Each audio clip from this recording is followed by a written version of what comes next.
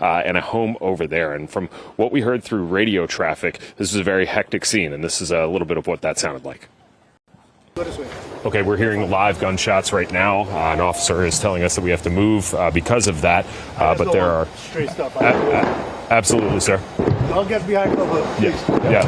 Here we go. So we're being asked to move. There are a lot of shots fired right now. We're hearing a number of bangs right now. From what we can see where this investigation... What's good, y'all? Welcome back to the channel. Like, share, subscribe, comment, IG, TikTok, bottom video, and we just gonna hop right into it. So today, well, should it be two videos today? I'm giving y'all another crazy ass Raleigh story, and this one involves a police officer involved shooting. And shit, I guess we just really gonna get right into it. So this happened, I think, 6 days. Today's the 29th. So I would say it happened like the 22nd, 21st, one of them days. So Antonio Rodriguez, a 70-year-old man, decided to end up breaking into a house on Democracy Street in Raleigh. Now I'll put like a screenshot of Apple Maps or some up here that'll show you like where Democracy Street is in Raleigh. But and end up killing his ex-wife's boyfriend. And when police finally came to the scene, an officer who is Max Gillick, who is now in critical condition, and they haven't really released the details on how he's doing so far, but he was originally in critical condition. And I forgot to say her boyfriend's name is John Rowe. And yeah, that's pretty much all the names I'm going to use. I just wanted to give y'all at least the names I'm going to use while I'm trying to give y'all the breakdown of what's going on. So, I do want to say previously Rodriguez served time for one felony stalking in 2014. And then twice in 2021, he served time or got a conviction for stalking with the previous conviction in August and December of 2021. So, very documented stalker and nut ass nigga. Actually, the woman at the residence on Democracy Street, she actually had a domestic violence protective order against Rodriguez. And it's also, this was also said in the 919 call she placed while all this was going on. So, So I basically give you the rundown because yesterday they released like the full report of like what went down minute by minute. So what ends up happening, I don't know why he chose today. They didn't say why he chose that day or like what just caused him to go that day.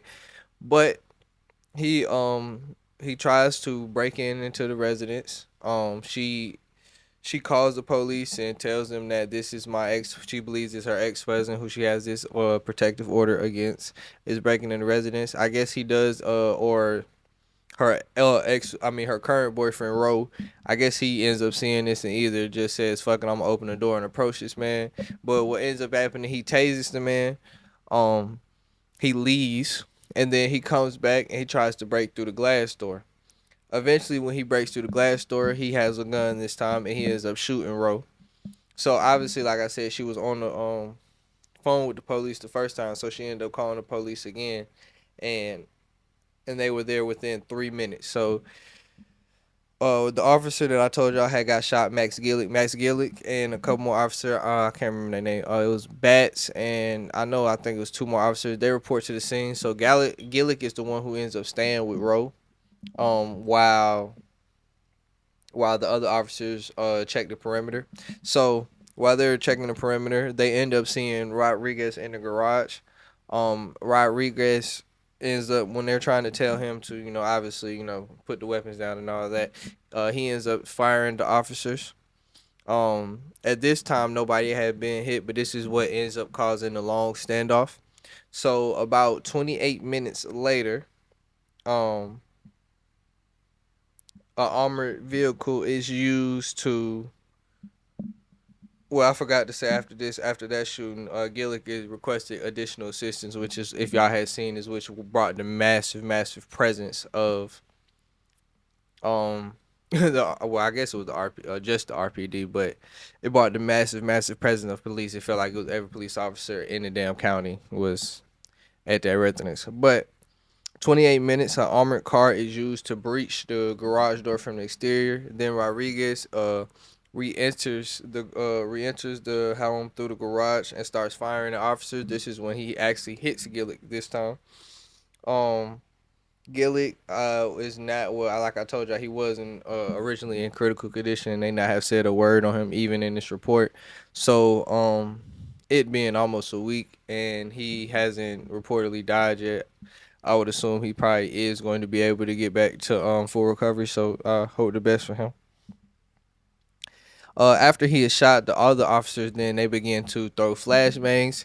Obviously, flashbangs. They blinded the nigga, blind nigga, and this is when they shoot and kill Rodriguez. Um, yeah, that was pretty much the end of the life. So I did say Roe ended up going to the hospital and dying. We don't know about the officer yet. Gave you the background about him stalking, but the next day, or I guess not the next day, but well, they did say they did this the next day. But when they were investigating, they also found handheld explosives in his car.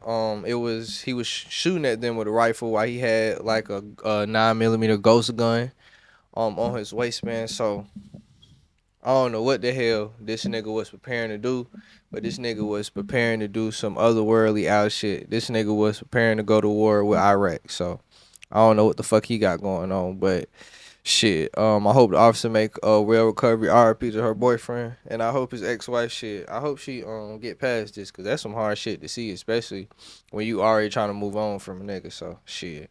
Like, share, subscribe, comment, IG, TikTok, bottom video, and we out.